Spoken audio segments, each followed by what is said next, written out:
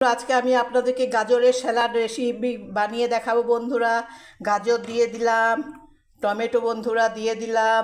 আচ্ছা, এবারে বন্ধুরা আমি টক দই দিয়ে দিচ্ছি,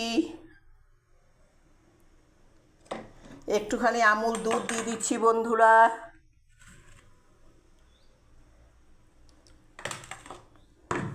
এবারে ভালোভাবে ঘেঁটে নিচ্ছি, দেখুন।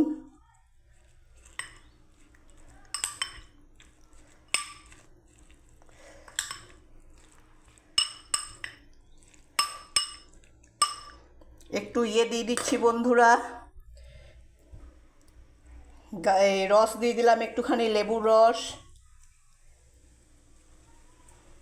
একটুখানি বাদাম ভাজা দিয়ে দিচ্ছি,